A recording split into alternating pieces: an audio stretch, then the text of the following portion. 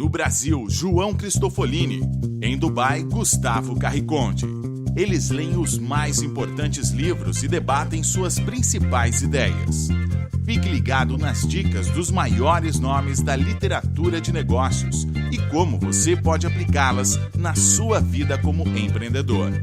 Está começando agora mais um episódio do Resumo Cast, livros para empreendedores.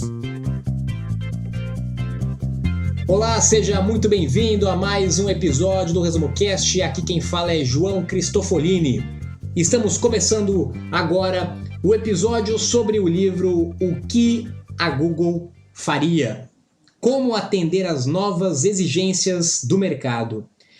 Este é um livro que não vai nos mostrar como o Google surgiu, como o Google funciona, ou como que é dentro do Google. Existem vários livros que falam sobre a história, que falam sobre o Google, ótimos livros afinal, mas esse em específico é um livro que mostra como o Google pensa, ou melhor, o que o Google faria no seu lugar, o que o Google faria no seu mercado, no seu segmento. O Google não é apenas uma empresa. Google, no contexto desse livro, é uma forma de pensar, é uma forma de empreender. O Google transformou o seu segmento, transformou o seu mercado, se tornou uma rede, se tornou uma plataforma. E muitos destes conceitos que o Google usa podem ser aplicados no seu negócio, no seu mercado e na sua realidade. É sobre isso que nós vamos ver e falar no episódio de hoje, sobre o livro O que a Google faria. Seja bem-vindo a mais um episódio do Resumo Cast que começa agora. Olá, eu sou Gustavo Carriconde, seja bem-vindo ao primeiro episódio do Resumo Cast do ano de 2017. E vamos desvendar hoje as ideias que estão nesse interessante livro do autor Jeff Jarvis, O que a Google faria?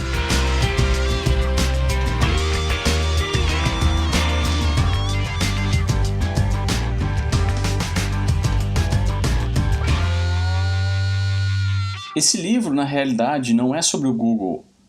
O autor tenta explicar as mudanças que estão acontecendo no mundo, analisando a mudança de comportamento das pessoas e a maneira como as organizações e indivíduos são capazes de entender essas mudanças, planejar as suas estratégias e adaptar as suas culturas, processos decisórios e forma de pensar para prever o comportamento das pessoas e melhor posicionar-se nos seus negócios ou causas.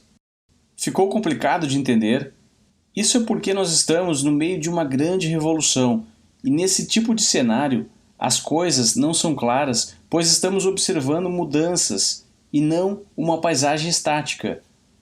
Qualquer mudança de comportamento que modifica a ordem do que estamos acostumados acaba provocando medo e fascínio nas pessoas. Por isso, esse sentimento de bagunça, desordem e confusão. Mas se você é um empreendedor que precisa entender o que está acontecendo para navegar o seu empreendimento na melhor direção, o autor tem uma solução para isso. Observe e estude os passos de uma empresa que já entendeu o cenário e pergunte-se o que ela faria. Nesse caso, o que o Google faria. O autor não vai apenas lhe ensinar a pensar como o Google, vai lhe ensinar a pensar diferente. Vamos ver a seguir quais são algumas das lições que podemos aprender com o case do Google para aplicar em qualquer tipo de empreendimento, não apenas em negócios online. Parece que nenhuma empresa, executivo ou instituição entende perfeitamente como sobreviver e prosperar na era da internet, exceto a Google. Assim, com praticamente todos os desafios atuais, faz sentido perguntar o que a Google faria? Em administração, comércio, notícias, mídia, marketing, serviços, investimentos, política, governo e até mesmo na educação e na religião, responder a essa pergunta é uma chave para navegar em um mundo que mudou radicalmente. Este mundo está de pernas para o ar, virado do avesso. é absurdo e confuso.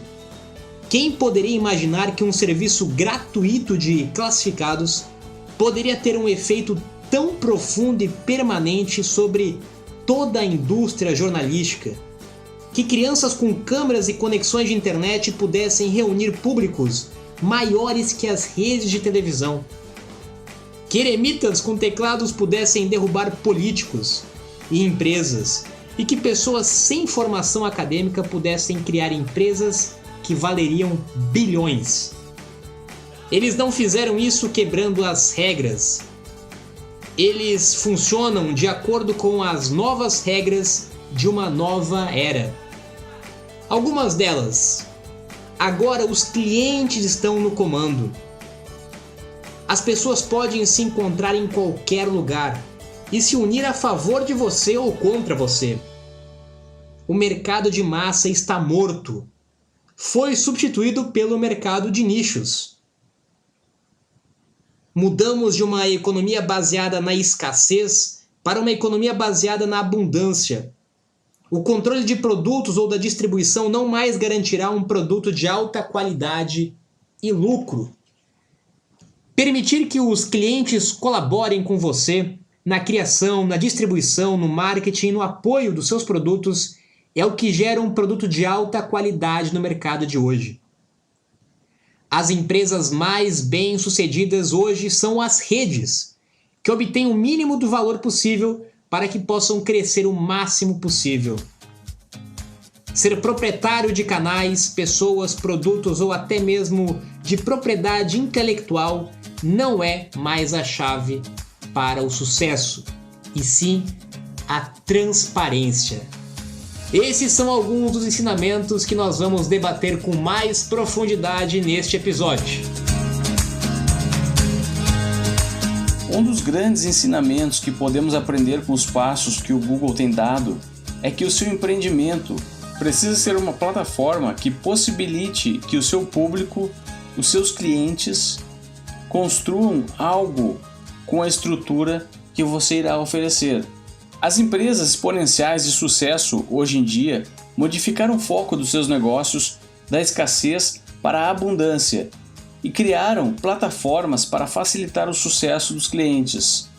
Vamos analisar um exemplo para melhor entender. No passado, ter uma cadeia de hotel e controlar o mercado para que a oferta fosse escassa, impedindo concorrentes de entrar e criando leis monopolistas, fazia parte do cotidiano das operações mais importantes a serem executadas por uma empresa de sucesso. Hoje em dia, o foco modificou para a abundância. Pegue o exemplo do Airbnb, a maior empresa de hotel do mundo que não tem nenhum quarto de hotel, e sim uma plataforma que entrega valor aos seus clientes, fazendo com que eles achem o quarto do hotel que precisam e resolvam seu problema. Nesse exemplo, quanto mais abundante for a quantidade de ofertas de quartos vindas de outros usuários, maior a possibilidade de alguém chegar exatamente naquilo que procura, ou seja, um quarto de hotel, e fechar a compra, aumentando o lucro da empresa. O serviço de anúncios do Google também é uma plataforma focada na abundância. O Google só consegue vender o seu canal para anunciantes se eles receberem um benefício consistente e real, proveniente dos resultados dos anúncios que compram. Por isso, do outro lado da equação, a audiência que consome os anúncios precisa perceber que está sendo beneficiada por aquele anúncio e que foi feito exatamente para solucionar o seu problema. Do contrário, ninguém mais usará o Google para suas buscas e não haverá uma abundância de demanda para os anúncios publicados. O Google possui várias plataformas, como o Google Docs, Google Maps, Google Analytics, Google AdSense e até mesmo o YouTube, que é do próprio Google. Hoje em dia é preciso crescer exatamente como o Google. Desconfie de planos de negócios onde é preciso comprar um grande número de equipamentos, imóveis e investir pesado em marketing e propaganda antes de ver o seu primeiro lucro. As plataformas são muito baratas de serem construídas e geram resultados imediatos. Pense como criar uma plataforma que ajude as pessoas a alcançar o sucesso, resolver os seus problemas e construir valor para si próprias. Se você conseguir fazer isso em larga escala, também terá sucesso. O autor sugere algumas perguntas que você deve fazer. Por exemplo, como você pode agir como uma plataforma? O que as outras pessoas podem construir com ela? Como você pode agregar valor à construção das pessoas? Qual o mínimo de valor que você pode extrair? Que tamanho de plataforma você pode atingir? Como a plataforma pode aprender com os usuários e melhorar? E que ferramentas você pode criar para que qualquer um contribua com o crescimento da sua rede? As maiores empresas da atualidade são plataformas. As maiores empresas da atualidade não produzem ou não constroem produtos. A grande maioria das empresas mais valiosas do mercado, neste momento, não são grandes fábricas, não são grandes indústrias. Até um tempo atrás, para você começar a empreender, você precisava de fato começar uma fábrica, começar uma indústria, produzir um produto, construir alguma coisa, um ativo, alguma coisa concreta. E nos dias de hoje, o que nós mais vemos em inovação disruptiva, em novas startups, em empresas que estão destruindo seus mercados, são de fato plataformas. Empresas que não têm um único bem ativo, que não têm uma única construção, que estão mudando a forma de consumir, a forma de fazer negócio. O Google é uma plataforma, o Facebook é uma plataforma, o Uber é uma plataforma, o Airbnb é uma plataforma, o WhatsApp é uma plataforma. A maioria das startups de sucesso no mundo hoje são plataformas. Elas entenderam que elas precisam conectar pontes, conectar pessoas, conectar coisas. Não precisam criar alguma coisa nova. Elas precisam dar poder às pessoas, precisam empoderar as pessoas, precisam dar voz às pessoas e precisam facilitar esse processo. O Uber vai conectar pessoas, o Airbnb vai conectar pessoas, o Google vai conectar pessoas ao site, o Facebook vai conectar pessoas. Elas conectam, elas não constroem. E quando elas partem da premissa de ser uma plataforma, você consegue muito mais facilmente ser escalável. Você abre mão da produção e foca na escala. Você consegue ter uma abrangência muito maior. Você não fica limitado geograficamente no seu negócio. Você se torna uma empresa global. É assim que o Google é, assim que o Google funciona, assim que grande parte das startups de sucesso funcionam. Então, quando você for começar um negócio, ou para o seu negócio atual, se você já tem um negócio, pergunte-se: será que você não pode ser uma plataforma? Será que o mercado precisa de mais um produto? Será que o mercado precisa de mais um serviço? Ou será que já existem coisas no mercado e você poderia ajudar as pessoas, os clientes, a conseguir ter essas coisas através de uma plataforma? Pense sobre isso. O que o Google faria no seu lugar?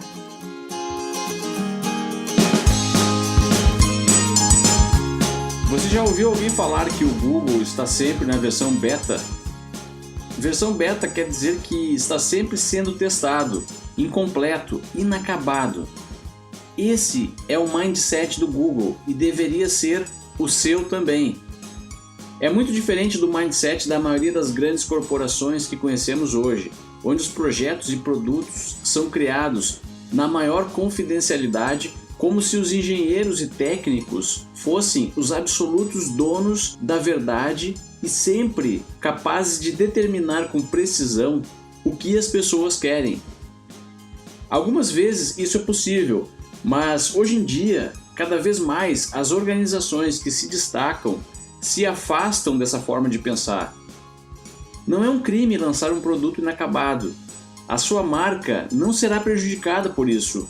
Muito pelo contrário, se a sua organização deixar bem claro que está apresentando algo e deseja a colaboração dos próprios usuários para acabar, vai modificar completamente as expectativas das pessoas e criar algo extremamente relevante para elas mesmas. Pense quantas vezes a plataforma do Facebook ou do próprio Google se modificou. Cada mudança dessa significa que quando eles lançaram a sua plataforma, ela não estava perfeita e acabada. E essa possibilidade de lançar produtos inacabados em beta não é exclusiva das empresas que vendem produtos online. Vamos ver o exemplo da empresa Soylent, que é uma startup nos Estados Unidos. Eles criaram uma bebida nutritiva que substitui todas as refeições dos seres humanos e entrega todos os nutrientes necessários para uma perfeita saúde física e mental. Foi criada por um programador de computador que não queria perder tempo fazendo as suas refeições. Então ele chegou até a fórmula, com todos os ingredientes que ele achava que deveria ter. Agora, ao contrário do que faria uma mega corporação multinacional, ele não patenteou essa fórmula.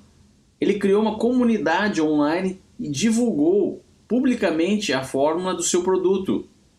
Reconheceu que estava inacabado e poderia melhorar e pediu ajuda para milhares de cientistas e profissionais de nutrição ao redor do mundo para aperfeiçoar o que ele tinha até o momento.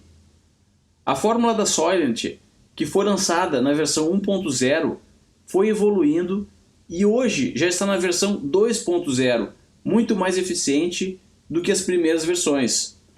Podemos também citar o exemplo da Wikipedia, que nunca está acabada e nunca vai estar perfeita, mas supera qualquer enciclopédia já impressa na história da humanidade. No Brasil, a Wikipedia ainda é vista com algum receio. A maioria das pessoas não entende como ela é escrita.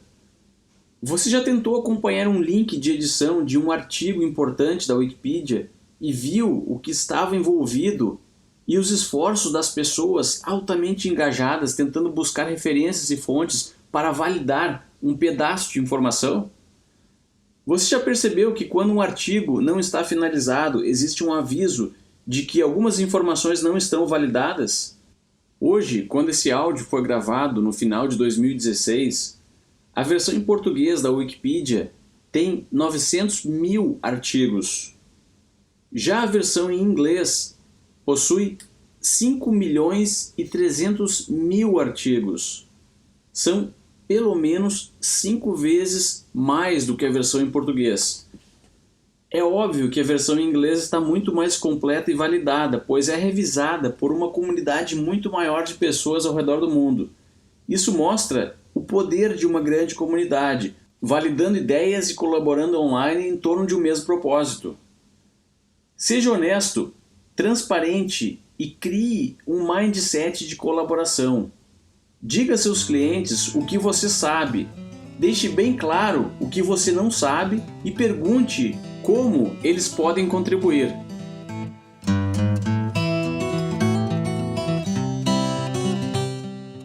Os intermediários estão condenados. Ninguém gosta de intermediários. E essa é uma mudança que o Google ajudou a intensificar ainda mais. Há uma grande tendência em todos os mercados que a figura do intermediário seja cada vez mais substituída. Nós não precisamos mais de intermediários quando nós temos plataformas. As plataformas elas tornam-se as novas intermediárias e eliminam a figura do intermediador. E quando nós entendemos isso, nós começamos a enxergar como que algumas profissões, como que alguns trabalhos e até mesmo como que alguns negócios vão desaparecer no futuro muito próximo com novas plataformas substituindo esses trabalhos. E não faltam exemplos de diversos mercados diferentes que isso já está acontecendo e vai acontecer cada vez mais. E é importante você, como empresário, como empreendedor, pensar sobre isso, pensar como que o Google faria para eliminar o intermediário em algum mercado ou no seu mercado. O mercado literário, o mercado de livros é um exemplo clássico disso. A Amazon está eliminando o intermediário, que é o editor, que é muitas vezes até mesmo a editora. Hoje você consegue publicar um livro diretamente via Amazon, publicar, lançar e vender diretamente para o cliente final, eliminando uma série de intermediários nesse processo. Nesse processo nós temos editor, nós temos editora, nós temos distribuidora e nós temos livraria. Com uma única plataforma, a Amazon, por exemplo, consegue eliminar vários intermediários, consegue eliminar grande parte da burocracia, consegue facilitar o processo e consegue, logicamente, eliminar e reduzir custos. Por outro lado, logicamente que muitas pessoas e profissões e negócios que estão nas camadas atuais como intermediários, elas terão que mudar o seu negócio, terão que literalmente se mexer para não serem substituídas por plataformas. O mercado de imóveis é outro exemplo muito prático e claro também, como a figura do corretor de imóvel. Hoje existem várias plataformas que, de certa forma, eliminam ou substituem, em muitos casos, a figura de um corretor de imóvel ou de qualquer outro serviço, onde o cliente pode se conectar através de uma plataforma diretamente com a pessoa final. E vários outros exemplos de startups que conectam. Nós falamos de plataforma. As plataformas, elas têm uma característica muito peculiar, que é eliminar intermediários. Então fica como ensinamento, como reflexão para você, se você está no seu negócio hoje como intermediário, para você repensar o seu negócio, ou como que você, como empreendedor, pode eliminar ainda mais intermediários, criando uma plataforma e facilitando ainda mais o processo em algum mercado e algum serviço.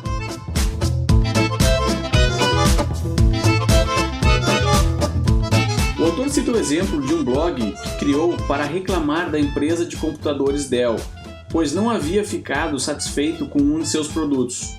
No início, a Dell ignorou as queixas dos blogueiros, pois não achou que poderia se prejudicar com isso. Até que o movimento ficou tão grande que impactou no preço das ações negociadas da bolsa. Aí então começou a haver uma preocupação da Dell, que percebeu que o seu negócio estava sendo arruinado em um ritmo nunca visto antes. Ela buscou entender o que estava acontecendo e a solução foi interagir com os blogueiros. Aprendeu como eles se comportam e pôde planejar com mais eficiência as suas estratégias futuras. O aprendizado da Dell e diversas outras empresas, inclusive o Google, é que os empreendedores precisam aprender a escutar muito bem e entender que o seu pior consumidor é o seu melhor amigo. Já pensou no seu negócio? Quais os canais que você utiliza para escutar o seu público? Você monitora blogs, postagens nas redes sociais? Tem e-mails de contatos publicados? Faz enquetes? Valida suas ideias com feedback dos seus clientes antes de implementá-las? Entenda que aqueles clientes que estão lhe criticando estão na realidade lhe oferecendo um mapa muito valioso do que precisa ser modificado no seu negócio. E se as críticas aumentarem de forma incontrolável, isso significa que o seu produto ou serviço não está resolvendo o problema de uma forma satisfatória e você precisa rever o seu modelo de geração de valor e também rever a forma que está sendo utilizada para captar esse valor. Se você não for buscável, não será encontrado. O que isso quer dizer? Que depois que o Google surgiu, nós buscamos praticamente tudo que nós precisamos através do Google. Se você precisa buscar uma indicação de um filme, se você precisa buscar um restaurante, se você precisa buscar um serviço, se você precisa buscar alguma informação, você vai buscar aonde? Você vai buscar no Google. O Google se tornou um monopólio, literalmente, da busca e da organização de toda a informação mundial. E, nesse sentido, eu pergunto para você, se alguém buscar a sua empresa no Google, vai encontrar? Se alguém buscar o seu serviço no Google, vai encontrar você? Se alguém colocar o seu nome no Google, o que vai encontrar? Nos dias de hoje, nós estamos bastante dependentes do que o Google diz sobre nós. Faça esse teste. Coloque o seu nome no Google, coloque o nome da sua empresa no Google, coloque o seu segmento, o seu mercado, o seu produto no Google. Se você não aparecer por lá, ou se o que aparecer não era aquilo que você gostaria que aparecesse, certamente você precisa rever o seu negócio. Como eu disse, se você não for buscável, não será encontrado. Se alguém digitar qualquer um desses termos no Google e não encontrar você, você literalmente não existe para o mundo. Se você não está no Google, você não está no mundo nos dias de hoje. Por isso, uma das suas principais preocupações como empreendedor, ou até mesmo como a sua marca pessoal mesmo, precisa ser o seu posicionamento na internet. Como as pessoas vão achar você, como as pessoas vão encontrar você, qual a imagem que você vai transmitir e vai passar para o mercado e para as pessoas que estão te procurando. Não tem como você, nos dias de hoje, pensar em começar qualquer negócio sem ter um site, isso é lógico, mas muito mais do que isso, começar qualquer negócio sem estar relativamente, de alguma forma, presente no Google. Por isso, a sua obrigação como empreendedor é estudar um pouco mais sobre marketing, estudar um pouco mais sobre marketing digital e definitivamente como estar presente nesses canais se você quiser ser encontrado. Qual a impressão que você tem da quantidade enorme de informações que circula hoje em dia pela internet? Você acha que está tudo um caos, que está tudo desorganizado, certo? Isso pode ser visto como uma oportunidade. O autor, após escutar uma conversa protagonizada pelo fundador do Facebook, o Mark Zuckerberg, dá uma dica. Não tente criar uma comunidade. As comunidades já existem e fazem o que elas querem fazer, sem precisar da sua autorização. Você não pode criar ou controlar as comunidades. A pergunta que você deve fazer é: como eu posso ajudar a organizar uma comunidade para que ela tenha mais sucesso fazendo o que ela quer fazer? Pense como criar uma forma elegante de organizar essa comunidade em torno de recursos que você possa oferecer. O Facebook fez isso, organizou os perfis sociais das pessoas em sua ferramenta. O LinkedIn organizou os perfis profissionais das pessoas. O Google tenta organizar toda a informação do mundo. Uma ótima forma de organizar uma comunidade é dar a ela controle. Hoje em dia, a humanidade aprendeu que pode se libertar do controle dos governos e das empresas, que de fato detinham controle sobre elas no passado. A internet nos trouxe várias possibilidades, dentre elas, organizar as nossas vidas, passar uma mensagem para qualquer pessoa em qualquer parte do mundo, vender um produto digital sem ter uma empresa ou sem ter que pagar comissão para algum atravessador. Enfim, podemos questionar os métodos que vêm sendo utilizados por muitos anos agora. Imagine se você tivesse total controle sobre sua TV a cabo, por exemplo, e conseguisse resolver tudo sem ter que perder horas ao telefone com um serviço de atendimento ao cliente.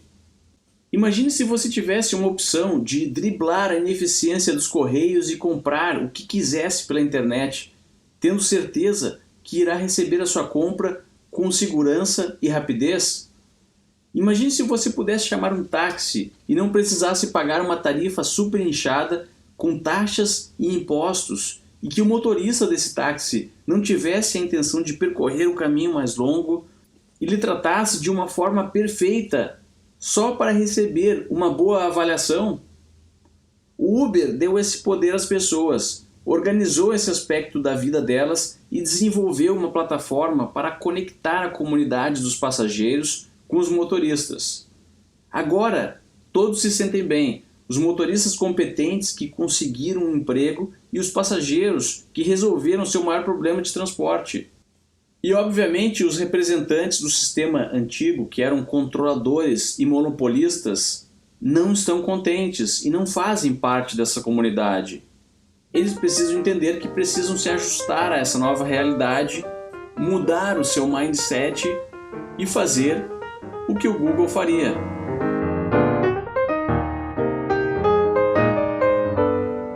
Regra número 1 da era pós-Google: dê controle às pessoas e nós o usaremos. Essa é a primeira e a talvez essencial regra da nova era que nós estamos vivendo pós-Google. Antes disso, as grandes empresas, as grandes instituições, até mesmo o governo, acreditavam e de fato estavam no controle da situação. E os clientes, os consumidores ou a própria população simplesmente e passivelmente recebiam e acatavam essas ordens e esses controles estipulados pelas empresas e pelas instituições. Mas não preciso nem dizer que nessa era da internet essa realidade está mudando bastante nos últimos tempos. Agora com a internet nós conseguimos falar para todo mundo, nós conseguimos organizar nossa vida, nós conseguimos espalhar e disseminar informação, nós conseguimos desafiar os antigos métodos que não funcionam mais, nós conseguimos, de fato, reassumir o controle que sempre deveria ter sido do consumidor, do cliente, da população, mas que talvez foi perdido e agora nessa era pós-Google, nessa era Google de ser, nós reassumimos o controle como usuário. As empresas que não entenderem isso, as instituições que não entenderem isso, certamente estarão cada vez mais perto do fracasso. E não faltam exemplos do dia a dia que nós vimos essas mudanças acontecendo. Por exemplo, emissoras de TV. Até um tempo atrás, quem ditava as regras, quem controlava, eram as emissoras de TV. Elas definiam quais os programas iam ser vinculados, quais os horários, como seriam os intervalos, quanto tempo de intervalo teria, e o cliente, o consumidor, ficava passivelmente, receptivelmente, simplesmente sem controle dessa situação. E hoje não faltam opções e por isso o sucesso de uma Netflix ou de outros serviços similares, porque o usuário volta a ter controle sobre a programação, volta a ter controle sobre o que ele quer usar, sobre o que ele quer assistir. Isso vale para vários outros negócios da era digital, seja na era da informação, seja na era de vídeo, de áudio, de qualquer produto ou serviço, o consumidor está voltando a ter o controle. Até mesmo na política nós vemos isso como uma grande mudança política nessa fase pós-Google, nessa era digital, onde a população e as pessoas, em tese, voltaram a ter um pouco ou parte de um controle ou ter parte de uma voz através da internet, através desse mundo conectado. Essa é a primeira lei, a primeira regra básica, mas que muitas empresas ainda não entenderam que de fato não são mais elas que têm controle. Quem tem controle a partir de agora são os clientes, são os usuários. E você como empreendedor precisa entender isso e precisa definitivamente dar controle para os usuários. Não queira você ter o controle total sobre o seu produto, sobre o seu negócio. Quem controla a partir de agora é o usuário. Para você refletir agora, e se o Google fosse um supermercado? E se o Google fosse um restaurante? E se o Google fosse uma editora? E se o Google fosse uma montadora de carros? E se o Google fosse um hospital? Se o Google fosse uma escola ou faculdade? Se o Google fosse o governo? Faça essa pergunta para diferentes áreas, diferentes mercados. Imagine o que o Google faria em mercados diferentes.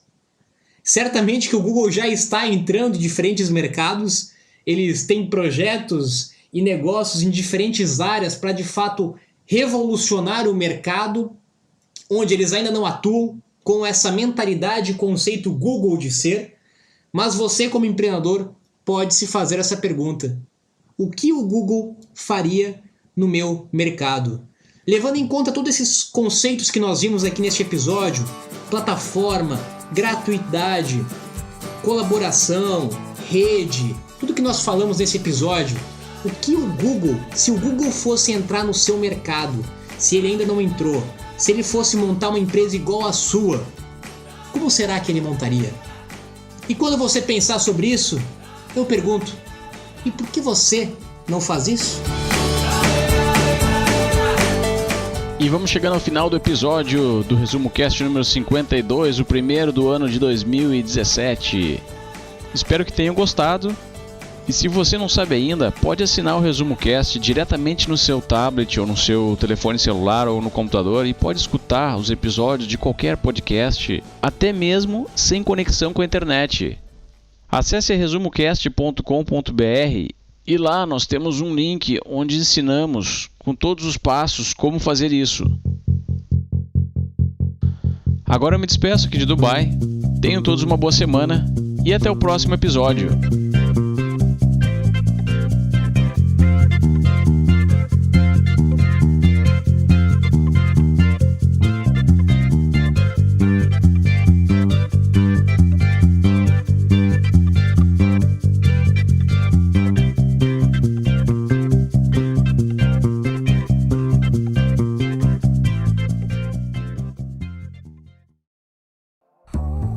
Se você gosta de assistir vídeos gratuitos sobre livros para empreendedores, sabia que já estão disponíveis no canal do YouTube do Resumo Cast os resumos dos livros em vídeo dos últimos episódios da temporada 3?